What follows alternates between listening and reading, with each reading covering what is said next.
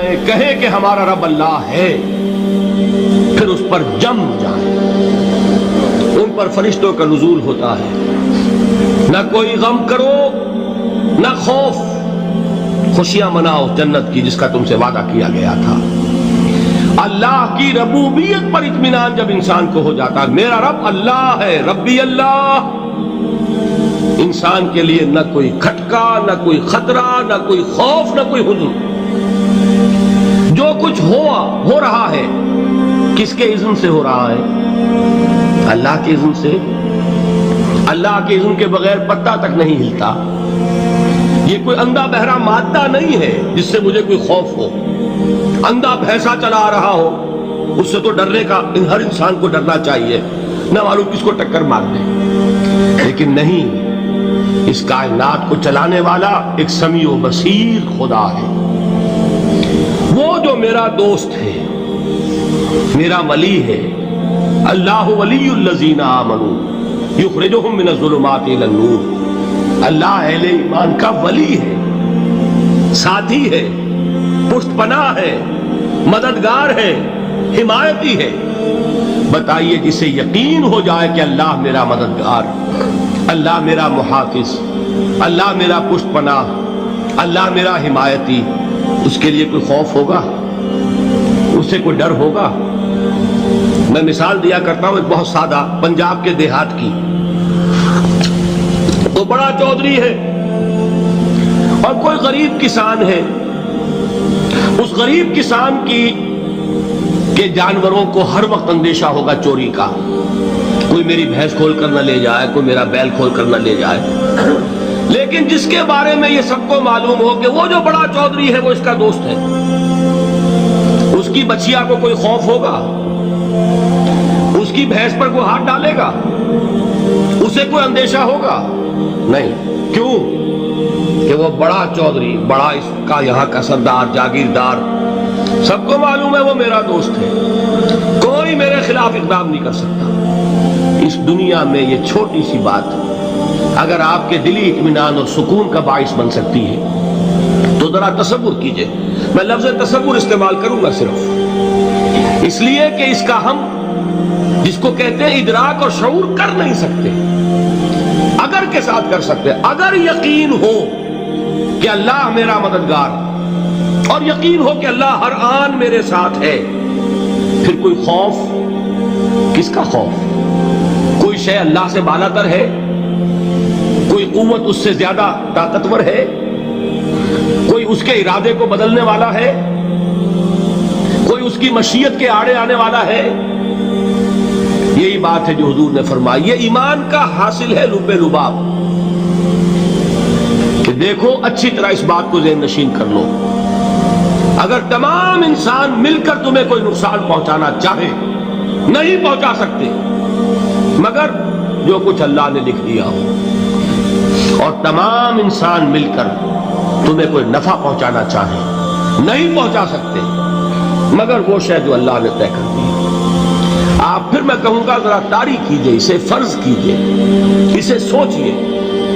اگر اس حدیث پر ہمارا دل ٹھکا ہوا ہو تو کسی سے ڈر ہوگا؟ یہ مجھے نقصان نہ پہنچا دے، یہ میری رپورٹ خراب نہ کر دے، یہ میری انکریمنٹ نہ رکوا دے، یہ میرا یہ نہ بگاڑ دے، یہ میرے یہ نقصان نہ پہنچا دے۔ اس کا ڈر، اس کا ڈر، اس کا خوف، اس کی خوشامد، اس کے لیے جا کر طرح طرح سے اپنی عزت نفس کو ذلیل کروانا اس کے سامنے، یہ سب کچھ کیوں کرتا ہے انسان؟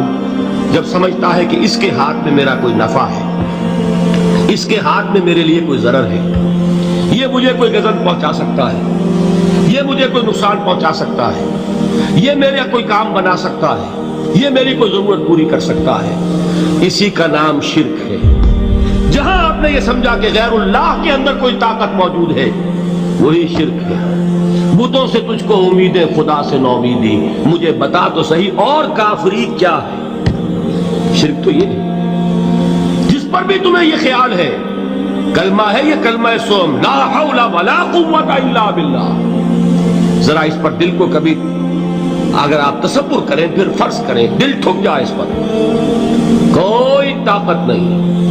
یہی بات تھی جو شیخ عبد القادر جیلانی رحمۃ اللہ علیہ نے اپنی وصیت میں اپنے بچے سے کہی.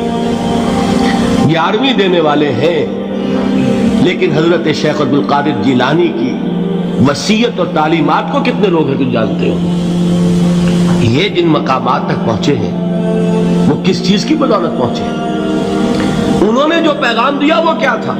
اے میرے بچے، جس طریقے سے قرآن مجید میں حضرت لقمان کی نصیحتیں جو ہے نقل کر دی گئی ہیں، میں یہ عرض کروں گا بالفرض اگر قرآن حضرت عبد القادر جیلانی کے بعد نازل ہوا ہوتا تو شیخ عبد القادر کی یہ نصیحتیں بھی قرآن میں درج ہوتی. اتنی اونچی نصیحتیں ہیں. اے میرے بچے، اس حقیقت کو ذہن نشین کر لے، لا فاعل فی الحقیقت ولا مؤثر الا اللہ. اس کائنات میں نہ کوئی فاعل حقیقی ہے نہ مؤثر حقیقی ہے سوائے اللہ. کسی شے میں کوئی تاثیر نہیں اگر اللہ نہ چاہے. آگ جلا نہیں سکتی اگر اللہ نہ چاہے. پانی ڈبو نہیں سکتا اگر اللہ نہ چاہے.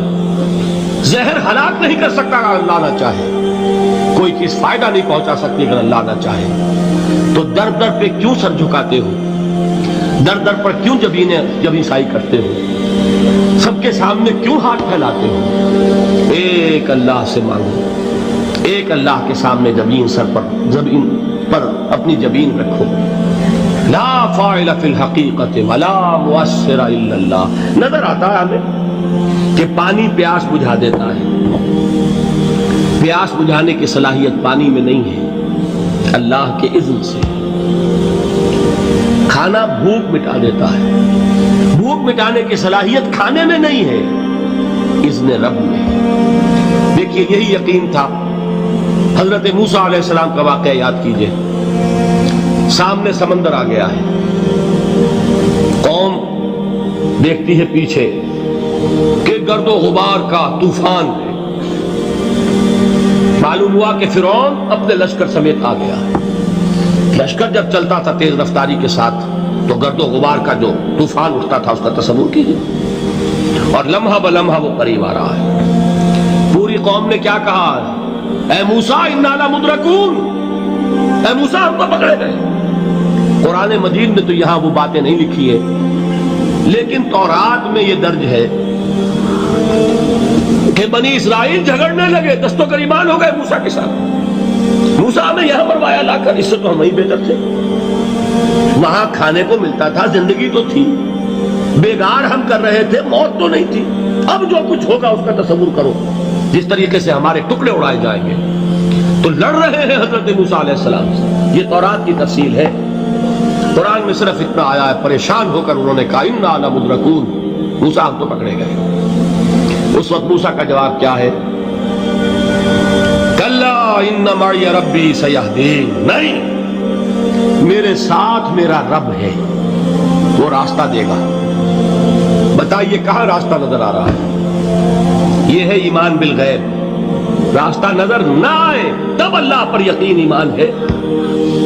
جیب میں پیسے ہوں اور تب دل کو اطمینان ہے تو ایمان کس پر ہوا؟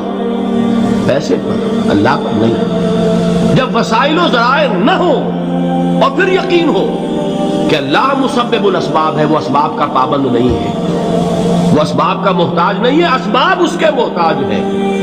اگر یہ یقین ہے تو اللہ پر ایمان ہے. یہ نہیں ہے تو تمہارا ایمان اسباب پر ہے، وسائل پر ہے، ذرائع پر ہے، مادیات پر ہے، اللہ پر نہیں. اس وقت کہاں راستہ تھا؟ کوئی راستہ تھا؟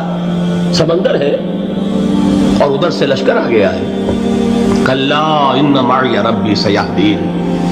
اب دیکھیے ایمان کہہ دینا آسان ہے، ہوا معکم اینما کنتم، جہاں کہیں بھی تم ہوتے ہو اللہ تمہارے ساتھ ہوتا ہے. لیکن اس کا یقین قائم ہو جائے تو زمین و آسمان کا فرق واقع ہو جائے.